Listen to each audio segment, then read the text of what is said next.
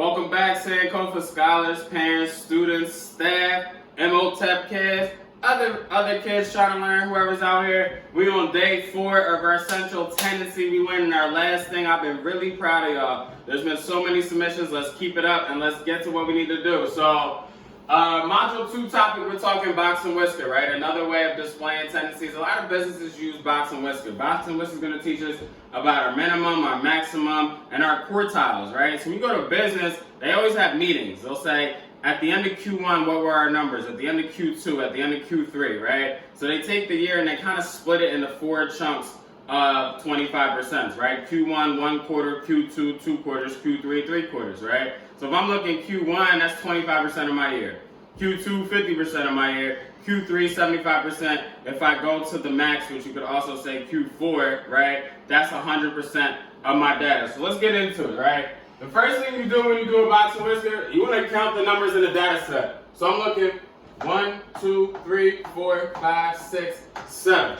7 numbers, right? An odd data set tells me what? That I have 1 median. So that's really important. If I have an odd data set, I have 1 number in the middle. If I have an even data set, I have 2 numbers in the middle. So we'll see why that plays out later. The next thing I need you to do, take this number right here and change it to a 2. Now I apologize for that, but we want to make sure our first example is nice and clean. Step 1, we're going to order the numbers from least to greatest, and our trusty assistant, Miss Christian Ogambemi Mwende, is going to help us out. 2, 2, 4, right, and then when you do this, cross it out. 2, 4, 6, 6, 9, 9, 12, 12, 18, 18. 25. Alright, 25. There are 3 things that you know. So we're going to find a 5-number summary when we do a box and whisker plot. But cool for you guys, 3 of these numbers are really easy, right? Let's find the minimum and the maximum, right? Just by looking at it, I'll put it in order, you should be able to grab it, right? Go ahead and take a second and put it down yourself.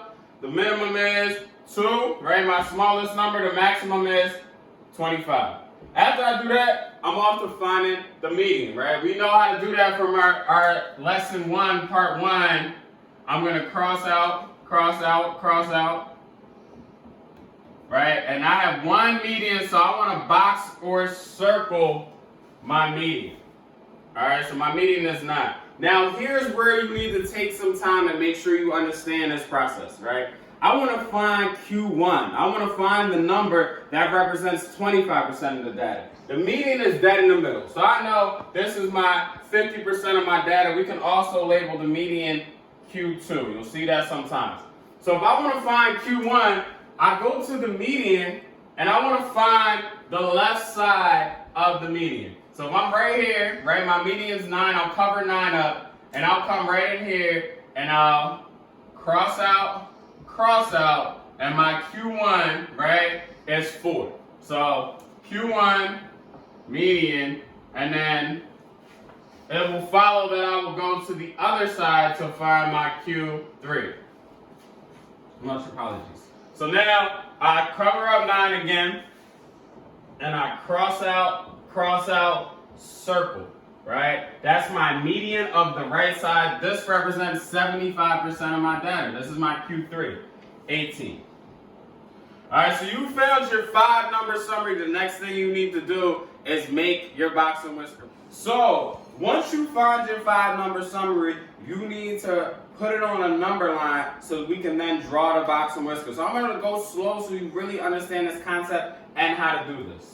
All right, I'm going to make myself a number line.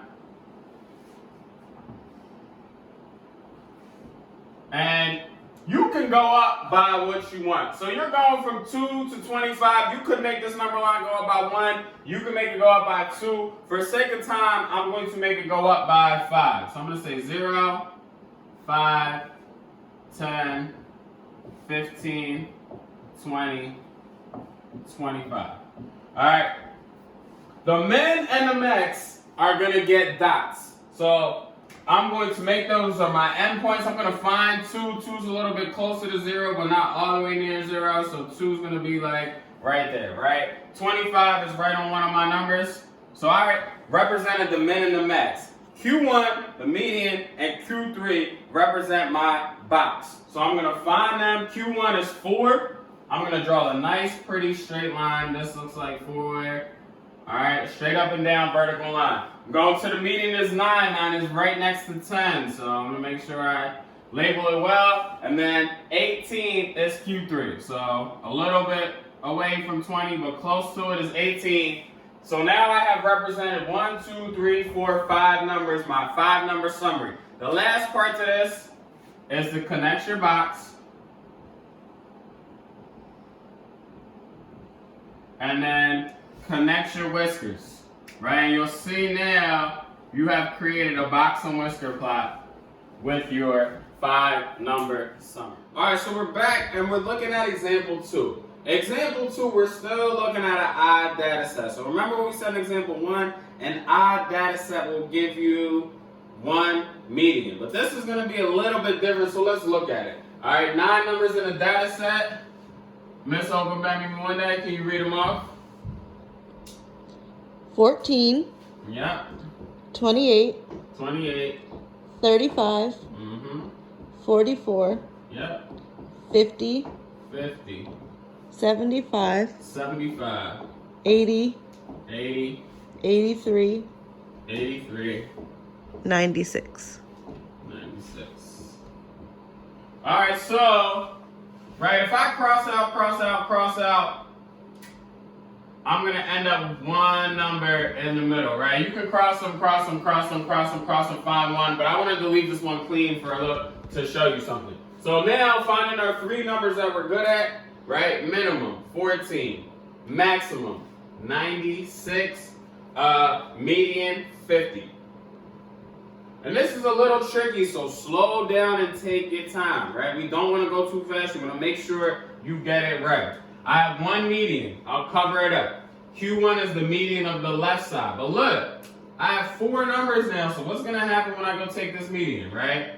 Cross out, I have 2 numbers. So we worked on this a little bit in class. If you have 2 numbers, remember I told you I want to see an upside down T, right?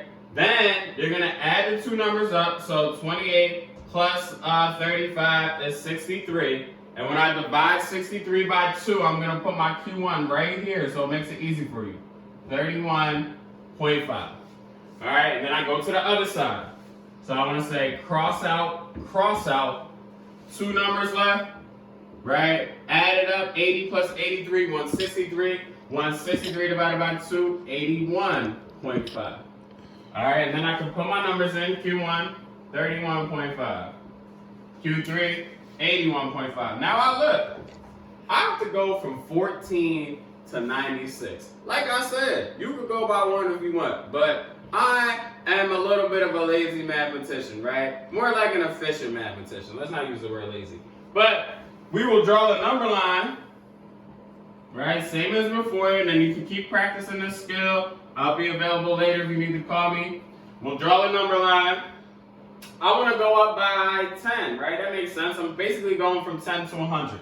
So I'll start at 10, 20, 30, 40, 50, 60, 70, 80, 90, 100. And we're going to follow the same procedure. So if I were you, I would practice this before you watch me do it, right? Remember from the last example, these 2 get endpoints. So 14, right? I call this 15 in the middle. So if I want to find 14, I'm going to the left of 15, right there. 96, right here, right? The middle, that's 95 in the middle. So I know I got to be a little bit to the right of 95, right? That's how you can figure out your number line, and we'll practice that more too.